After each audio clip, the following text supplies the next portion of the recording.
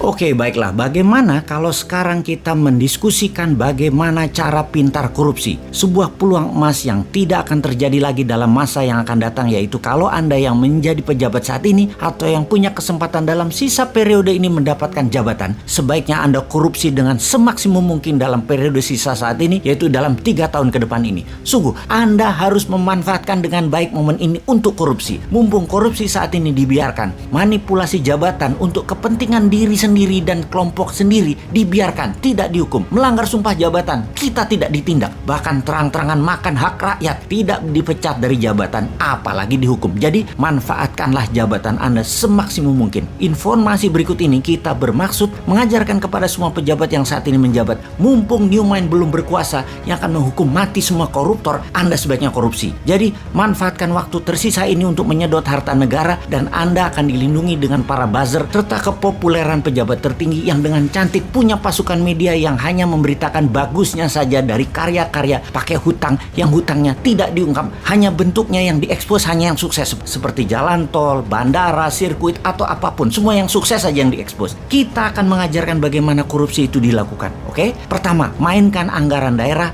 anggaran pusat, anggaran departemen, dan anggaran BUMN. Pastikan Anda punya teman atau sahabat yang Anda percaya untuk dimenangkan tendernya, diatur pagunya, dibuatkan spek produk sesuai dengan bohir Anda. Teman Anda tadi pastikan punya mitra yang memang pengalaman untuk bisa menyelesaikan proyek tersebut sebagai subkontraktor atau sub-supplier Anda. Teman Anda yang dimenangkan tendernya dan mendapatkan proyek tadi tinggal disubkan, nggak kerja, dapat cuan. Pastikan semua proyek dan anggaran di tangan Anda jatuh ke perusahaan kroninya Anda. Cara kedua adalah ciptakan proyek angin ribut dalam tanda petik. Proyek terlihat keren dan yang membuat masyarakat akan melihat Anda seperti orang sukses. Kemudian buat teman Anda yang dapat proyeknya tersebut. Proyek angin ribut ini kalau di daerah kerjasama dengan DPRD, pastikan semua politikus dapat permen jatah premannya. Kalau di pusat, pastikan sobat politikus Senayan dapat juga, yaitu untuk meloloskan anggaran atau membuat peraturan yang menguntungkan Anda para pejabat. Kemudian buat proyek yang ada asingnya dengan membodohi pemimpin tertinggi, seakan kalau ada uang asing,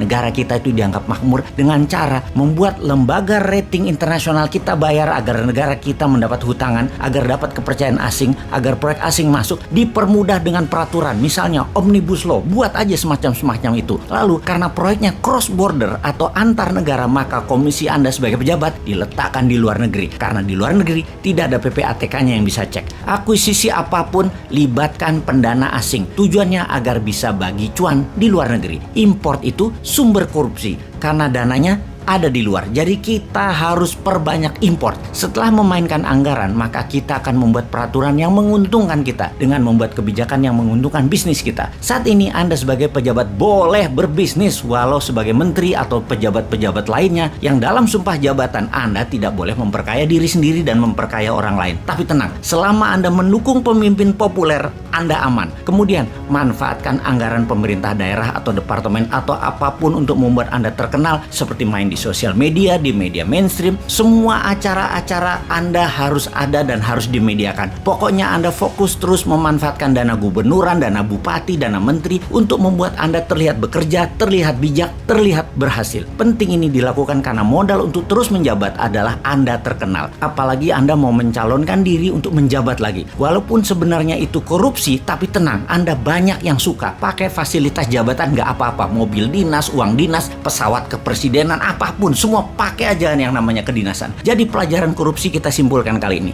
yaitu 1. Bikin proyek angin ribut. 2. Anggaran pastikan jatuh ke rekanan dan teman kita. 3. Ubah peraturan dan kebijakan pemerintah pusat, pemerintah daerah, departemen yang menguntungkan teman-teman kita. 4. Perbanyak proyek antar negara agar komisi berada di luar. 5. Buat proyek multi-year sampai di atas 10 tahun agar yang menanggung bukan Anda lagi ketika Anda tidak menjabat, dan komisinya kan dapat di muka. Misalnya beli pesawat terbang 100 unit selama 10 tahun. Nah, komisinya kan di depan dan anggaran nyicil 10 tahun termasuk penyerahan pesawatnya nanti. Biarkan pejabat kemudian yang pusing dan rakyat yang pusing. Terakhir adalah gunakan fasilitas dan anggaran jabatan untuk membuat Anda terkenal di media. Oke, kita jelaskan nanti yang lebih rumit lagi, namun dapat dipastikan rakyat tidak akan tahu. Jadi yang sedikit ini dulu diperbanyak korupsinya. Selamat menikmati sisa jabatan Anda.